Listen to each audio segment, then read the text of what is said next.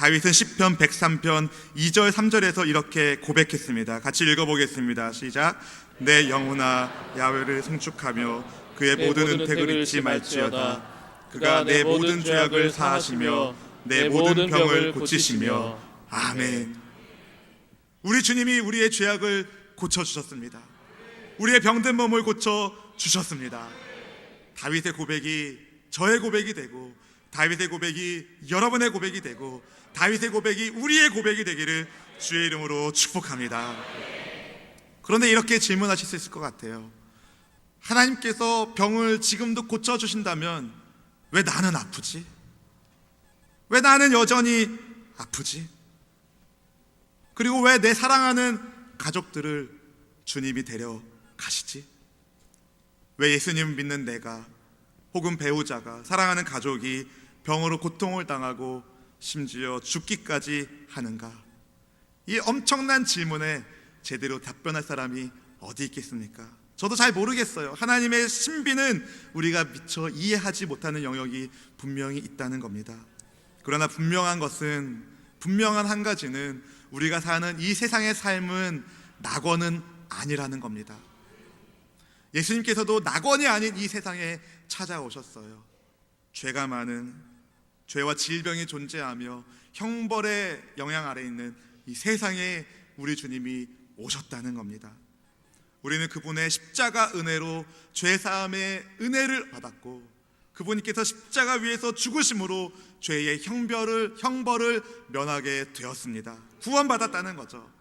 그런데 여전히 우리가 살고 있는 이 세상은 죄의 영향력이 남아 있습니다.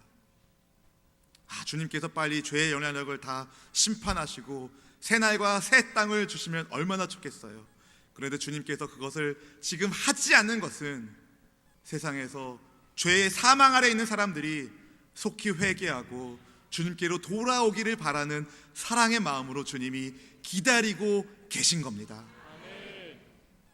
이 세상은 낙원이 아니기 때문에 우리가 건강한 몸을 가지고 살고 있다면 그것은 하나님의 은혜 때문이고, 아멘. 우리가 병든 몸이지만, 혹은 사랑하는 가족을 잃었지만 우리는 하나님 은혜 안에서 천국에서 다시 만날 것을 소망하는 겁니다. 그래서 바울이 이렇게 고백했죠. 로마서 14장 8절 말씀입니다. 같이 한번 읽어보겠습니다. 시작. 우리가 살아도 주를 위하여 살고 죽어도 주를 위하여 죽나니 그러므로 사나 죽으나 우리가 주의 것이로다. 아멘. 우리는 사나 죽으나 누구 것이에요? 주의 것입니다. 주의 것. 지난 월요일 우리와 함께 신앙생활 하시던 교회학교 떡잎 2부 부장 선생님이신 박은성 안수 집사님께서 하나님의 부름을 받고 천국에 가셨습니다. 지난 주일에 우리와 같이 그렇게 예배를 드리고, 또 다음 세대 교회학교를 위한 어떻게 하면 교사 선생님들을 잘 훈련하고 양육해서 우리의 세대들, 믿음의 세대들을 건강하게 섬기고 일으킬 것인가를 함께 회의도 나누고 또 같이 기도하고, 그런 시간을 보낸 게 얼마 되지 않았는데 그 다음날 월요일 박은성 아스집사님께서 하나님의 부름을 받아 천국에 가셨다는 소식을 듣게 되었습니다. 도저히 믿어지지 않는 소식이었습니다. 그날 밤 잠을 설치며 하나님께 죄송합니다, 삿대질을 했어요. 어떻게 그럴 수 있냐고. 하나님께 묻고 또 묻고 또 물었습니다. 도대체 왜 이러시냐고. 우리가 뭘 잘못했길래 이러시냐고. 그런 제게 주님께서 그런 말씀을 주셨습니다. 이 땅에서의 삶은 완전하지 않다. 이 땅에서의 삶은 영원하지 않다. 이 땅에 생명이 있는 동안에 감사하고 사랑하고 축복하며 살아라. 사랑하는 성도 여러분, 우리의 숨이 붙어있는 동안에 서로 사랑하고 감사하며 축복하는 인생을 살기를 주님의 이름으로 부탁합니다. 저는 박은성 안수 집사님께서 그토록 사모하고 사랑하시던 예수님의 품 안에서 섬기시던 몸된 교회를 지켜보며 예수님과 함께 기도하고 있을 거라고 확신합니다. 우리 안수 집사님의 입관 예배를 드리면서 제 마음에 주님께서 주시는 감동이 있었어요. 그래서 우리 이대교구 교구장이신 양미영 전도사님이 교회학교 공로패를 드리시면 좋겠다라는 말씀을 하셔서 제가 교회에 연락해서 공로패를 사실은 장기 근속하시던 선생님을 위해서 연말에 드리려고 했는데 우리 박은성 안수 집사님의 영정 앞에다가 그 공로패를 놓고 기도하는 시간을 가졌습니다. 주님께서 제게 주신 감동은 언젠가 우리 수원순복음교회 교육관을 짓게 된다면 여러분의 헌신이 필요하겠죠.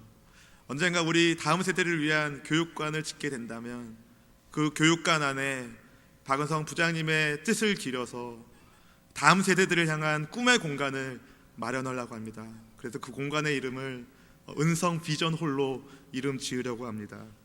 그래서 별과 같이 빛나는 우리 아이들을 꿈을 가지고 일어날 수 있는 믿음의 세대들을 양육하고 그런 꿈을 심어주는 그러한 공간을 꼭 마련할 것입니다. 여러분 위해서 기도해 주시기 바랍니다.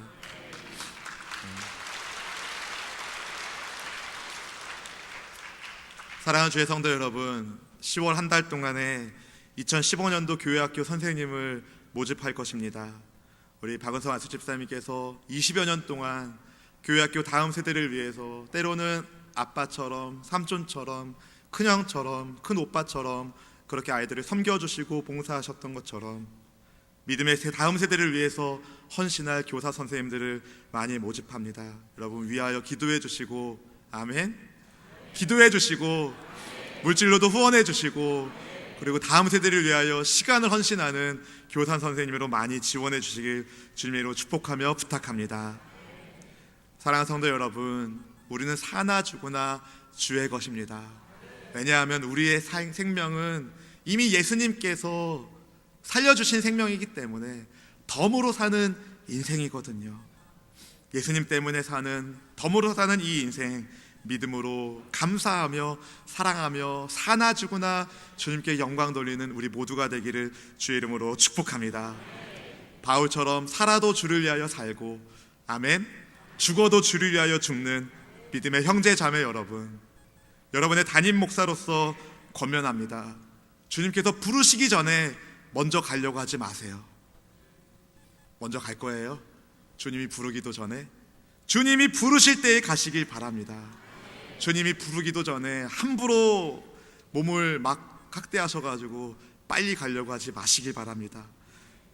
주님 부름 받기 전에 자기 관리를 잘 하셔서 적당한 운동과 또 건강한 식습관을 가지셔가지고 하나님의 약속된 수명을 충분히 누리고 장수의 복을 누리시면서 주님이 마련하신 천국 본향에 입성하는 은혜가 있기를 주님의 이름으로 축복합니다. 자기 관리 잘 해야겠죠? 왜 잘해야 할까요? 네, 우리 몸은 우리 것이 아니라 주님 것이기 때문에 그렇습니다. 주님 거를 함부로 하면 안 되는 겁니다.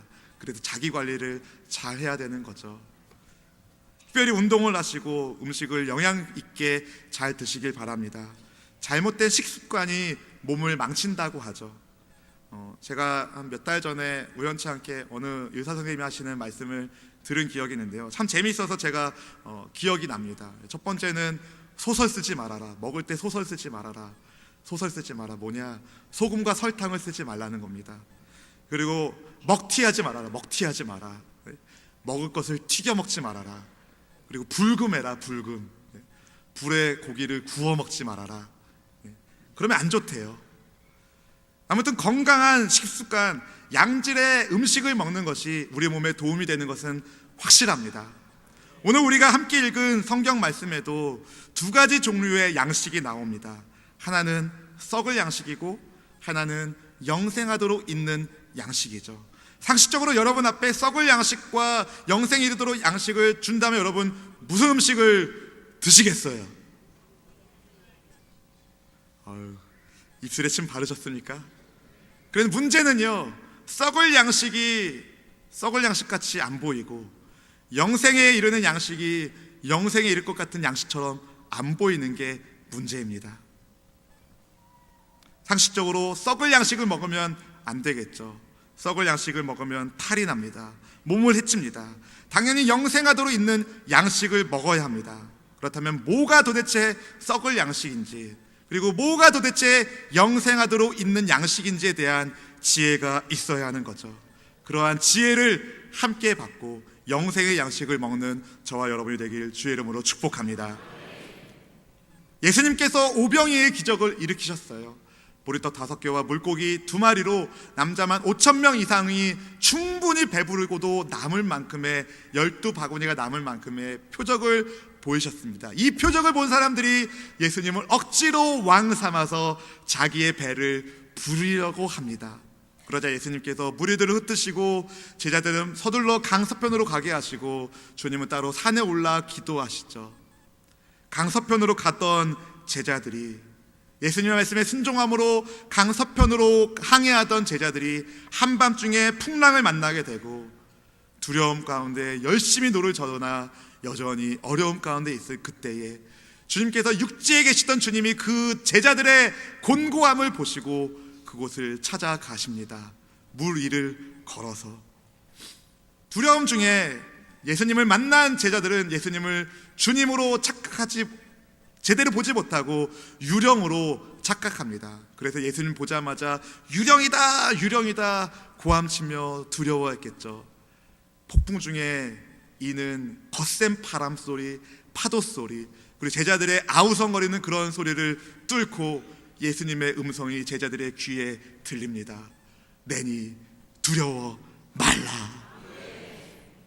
우리의 상황과 상관없이 우리에게 말씀하시는 주님의 음성이 여러분 귀에 꽂히길 바랍니다. 거친 바람과 물결이 만드는 소음 속에서도, 사람들이 소리 지르는 고함 속에서도 주님의 말씀이 또렷이 제자들에게 들린 거죠. 예수님께서 제자들의 배 위에 오르시니까 바람이 그치게 되고 배는 곧 건너편 서편의 도착지에 도착합니다.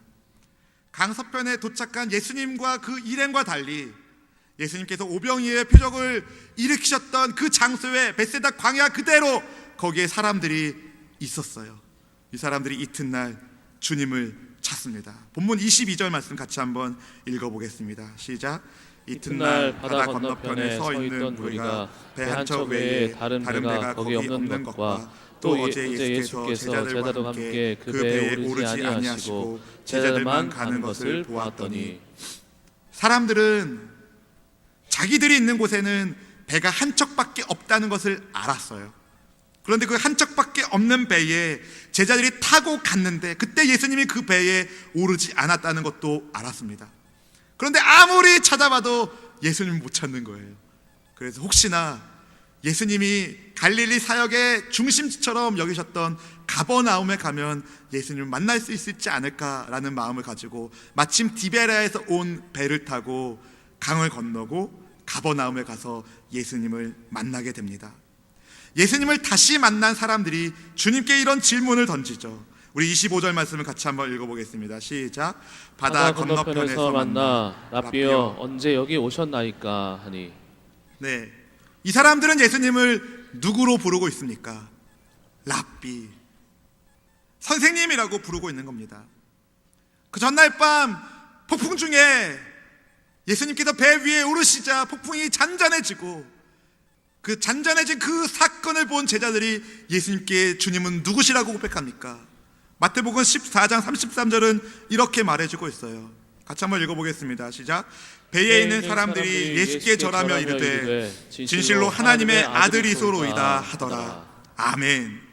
제자들은 예수님을 하나님의 아들로 고백하고 있는데 이 무리들은 예수님을 누구로 고백합니까? 선생님, 선생님. 예수님의 오병이의 표적을 보았을 때에 이 사람들이 말했죠. 참으로 이는 세상에 다시 오실 바로 그 선지자다. 그런데 왜 선지자 선생님 이런 말도 없이 그냥 단순히 예수님을 선생님 수준으로 부르고 있을까요? 이것은 무리들이 비록 예수님의 표적을 경험했으나 그 표적이 말해주고 있는 의미를 여전히 모르고 있었다는 것을 보여주는 장면입니다. 이들은 왜 예수님을 굳이 찾고 따라갔을까요? 왜 예수님을 쫓아왔을까요? 그 비밀이, 그 해답이 26절 예수님의 말씀에 나와 있습니다. 한번 26절 말씀을 읽어보겠습니다. 시작. 예수께서 대답하여 이르시되 내가 진실로 진실로 너희에게 이르노니 너희가 나를 찾는 것은 표적을 본 까닭이 아니요 떡을 먹고 배부른 까닭이로다. 네. 무리들이 왜 예수님을 따라왔다고요? 떡을 먹고 배불렀기 때문에. 1차적인 욕구, 떡을 먹고 배부르기 때문에 예수님을 따라왔다는 겁니다. 예수님의 표적은, 예수님의 오병이어의 떡을 주시는 표적은 예수님께서 궁핍과 곤고에 처한 백성들을 먹이시고 구원하시고 그들을 보호하시고 인도하시는 것을, 예수님이 바로 하나님이신 것을, 주님이신 것을 보여주기 위한, 영생의 생명이 예수님께 있다는 것을 알려주시기 위한 표적이었다는 겁니다. 그의 백성들에게 생명을 주시기 위한 표적인 거죠. 그래서 사도 요한이 여러 가지 표적이 있지만 이 표적을 기록한 이유가 무엇인지에 대해서 요한복음 20장 30절과 31절 말씀에 이렇게 말하고 있습니다. 읽어보겠습니다. 시작. 예수께서 제자들 앞에서 이 책에 기록되지 아니한 다른 표적도 많이 행하셨으나 오직 이것을 기록함은 너희로 예수께서 하나님의 아들 그리스도이심을 믿게 하려 함이요 또 너희로 믿고 그 이름을 힘입어 생명을 얻게 하려 함이니라. 아멘. 왜 표적을 보이셨습니까? 왜 표적을 나타내 주셨습니까? 예수님을 믿고 그 이름을 힘입어서 생명을 얻게 하시려고. 그런데 예수님을 찾아온 무리들의 관심은 뭡니까? 생명이 아니라 내 배고픔이었다는 거죠. 이들은 예수님께 선생님 언제 오셨어요? 선생님 여기 언제 오셨어요? 이런 질문을 던지며 또 다른 공짜 음식을 원하고 있었다는 겁니다. 왜 이 사람들이 선생님 언제 여기 오셨습니까? 이걸 왜 물어봐요? 그게 그렇게 중요한 겁니까? 언제 거기에 오셨는지가 그렇게 중요한 겁니까? 이들의 질문에는 이런 의미가 있는 거죠. 선생님, 왜 우리를 피하세요? 우리한테 또 다른 음식을 주실 수 있으시죠? 이 사람들의 관심은 예수님이 주실 수 있는 또 다른 공짜 음식에 관심이 있었다는 겁니다. 그런 그들에게 주님이 말씀하시죠. 27절 말씀을 같이 한번 읽어보겠습니다. 시작. 썩을 양식을 위하여 일하지 말고 영생하도록 있는 양식을 위하여 하라. 이 양식은 인자가 너희에게 주리니 인자는 아버지 하나님께서 인치신 자니라. 아멘. 예수님은 지금 예수님을 찾아온 그들이 썩을 양식을 위하여 일하는 사람이라고 말씀하고 계신 겁니다. 주님이 말씀하시는 썩을 양식은 도대체 무엇이고 영생하도록 있는 양식은 또 무엇입니까? 먼저 썩을 양식은요, 반드시 썩게 됩니다. 놀라운 진리죠. 썩을 양식은 그 결말이 썩는다는 겁니다. 그냥 썩는 게 아니죠. 냄새를 풍기며 독소를 품으며 썩습니다. 이걸 먹으면 큰일 나요. 이 썩을 양식이라는 단어의 이 썩을, 이 단어를, 헬라어 단어를 보니까 아폴리메넨이라고 하는 단어인데요, 이 뜻이 멸망시키다, 파멸시키다, 죽게 하다, 일타라는 의미가 갖고 있어요. 다시 말해서 이 썩을 양식만을 먹는 사람은 멸망한다는 거죠. 죽는다는 겁니다. 생명을 잃어버린다는 거죠. 그런데 사람들은 썩을 양식만을 위하여 일하고 있습니다. 그리고 그 양식을 먹으며 자기도 서서히 썩어가는 거죠. 그러나 땅에 속한 썩을 양식과 달리 하늘로부터 내려오는 영생하도록 있는 양식은 썩지 않습니다. 아멘.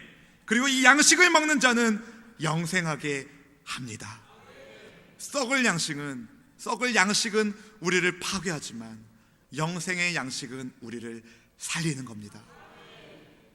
이 양식을 주실 수 있는 분은 우리 예수님 분이시죠. 하나님께서 인치신 예수님 분. 왜냐하면 이 영생의 양식은 예수님이시기 때문에 그렇다는 겁니다. 그런데 세상 사람들은 영생의 양식보다 세상의 양식에 더 관심이 많아요. 왜냐하면 영생의 양식과 썩을 양식을 비교해 봤을 때 썩을 양식이 더 먹음직스럽고 더 화려하고 더 매력 있게 보이거든요. 이 세상에 썩을 양식을 가장 많이 갖고 있는 사람을 제가 한번 찾아봤습니다. 누굴까요? 빌 게이츠. 그는 720억 달러의 자산가입니다. 전 세계 부자 순위 1위예요. 1위. 삼성의 이건희 회장은 111억 달러로 102위입니다. 엄청난 부자인 거죠. 사람들은 돈 많은 그들을 부러워합니다. 그들이 가진 양식은 결국 썩을 것이고, 그들이 예수님을 만나지 못한다면, 예수님을 믿지 못한다면 그들은 멸망의 길을 갈 수밖에 없음에도 불구하고 사람들은 그들을 부러워합니다. 썩을 것을 집착하게 만듭니다. 썩을 양식을 먹으면 반드시 썩게 될 것이고 파괴될 것이고 멸망하게 될 것인데, 오히려 썩을 양식을 서로 자랑합니다. 더 좋은 차, 화려한 인테리어를 자랑하는 큰 집들, 아름다운 배우자, TV, 인터넷에 보일 수 있는 높은 상류 사회에 보여주는 그런 화려함 속에서 독버섯처럼 화려한 빛깔에 속아서 썩을 양식을 추구합니다. 우리의 다음 세대들도 그런 것에 많이 노출되어 있어요. 최신형 스마트폰, 방금 나온 따끈따끈한 거, 이런 것들을 추구하게 만드는 이 세상은 썩을 양식을 쫓아다니게 만듭니다. 심지어 그리스도인들도 세상 사람들이 썩을 양식을 향해 수억의 사람들이 달려가니까 거기에 뭔가 좋은 게 있나 하고 같이 달려갑니다. 그러다가 넘어진 적이 한두 번이 아니지 않습니까? 그럼 어떻게 해야 할까요? 어떻게 하면 우리가 썩을 양식에 넘어지지 않고 영생의 양식을 먹으며 살 수 있을까요? 그것은 영생의 양식이신 예수님을 날마다 만날 때, 아멘, 그분으로 하여금 주시는, 그분이 주시는 은혜로 우리의 삶이 충만하게 될 때, 매일 말씀을 묵상하며 말씀을 먹고 기도하며 주님과 교제하고 주님의 영으로 충만하게 될 때, 영생의 양식으로 충만할 때 우리는 썩을 양식에 눈이 가지 않게 되는 겁니다. 여러분, 배가 아주 불러요. 아주 그냥 기똥차게 많이 먹어가지고 엄청 배가 불러요. 배가 불러가지고 도저히 이젠 먹을 수 없어요. 그때 한 사람이 음식을 딱 가져다 주면서, 이거는 전 세계에 단 하나밖에 없는 끝내주는 음식입니다. 한번 드셔보세요. 여러분, 그게 먹고 싶다라는 생각이 들까요? 이 사람들 보기에 다 먹으려나 보다. 배가 많이 부르면은요, 새로운 음식을 가져다 줘도 별로 먹고 싶은 생각이 안 납니다. 왜요? 배가 이미 부르기 때문에. 여러분, 영생의 양식으로 우리가 배불러야 썩을 양식에 속지 않는 겁니다. 영생의 양식으로 먼저 배가 불러야 하는 거죠. 사랑하는 형제 자매 여러분, 자꾸 세상의 썩을 양식이 땡기세요? 음란하고 매욕적인 그 양식에 자꾸만 마음이 빼앗깁니까? 영생의 양식이 되시는 예수님을 만나는 이 소중한 예배 시간을 소홀히 하고 자꾸만 바깥으로 가고 싶으십니까? 정당한 이유 없이, 아무 이유 없이 그저 예배를 가고 싶지 않고 예배를 띄엄띄엄 빠지십니까? 여러분, 조심하십시오. 여러분, 예배를 빠질 때마다 세상의 썩을 양식에 중독되어 가고 있다는 것을 기억하시기 바랍니다. 중독되면 안 됩니다. 중독되면 안 돼요. 세상이 계속 썩을 양식에 대해서 말해주고 메시지를 주고 있기 때문에 우리는 주님을 만나는 노력을 하지 않는다면 우리는 그 썩을 양식에 물들고 중독되기 마련인 겁니다. 그래서 예배 시간에 빠지지 말고 나오세요. 아멘. 예배 시간에 빠지지 말고 나오세요. 이런 권면을 하는 까닭은요, 여러분으로 하여금 살라고 하는 겁니다. 살라고. 여러분을 괴롭히려고 예배 시간에 빠지지 말라고 하는 게 아니라 여러분의 영혼이 살기 위하여 영생의 양식이신 예수님을 먹어야 하기 때문에 나오라고 하는 겁니다. 사랑하는 성도 여러분, 세상을 향하여 담대하게 외치길 바랍니다. 뭐라고 외칠까요? 제가 2부 시간에 외쳤는데 다들 웃으셨어요. 야 이 썩을 것들아. 네. 야, 이 썩을 것들아.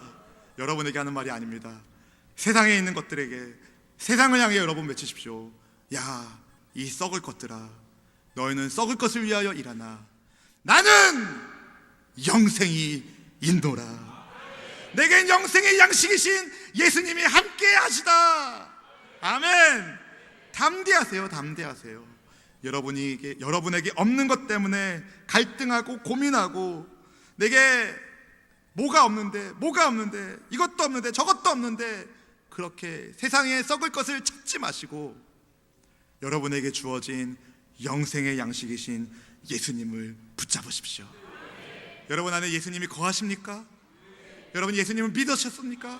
그렇다면 여러분 안에 예수님이 거하시고 예수님이 계신다면, 그럼 우리에게는 전부가 있는 겁니다.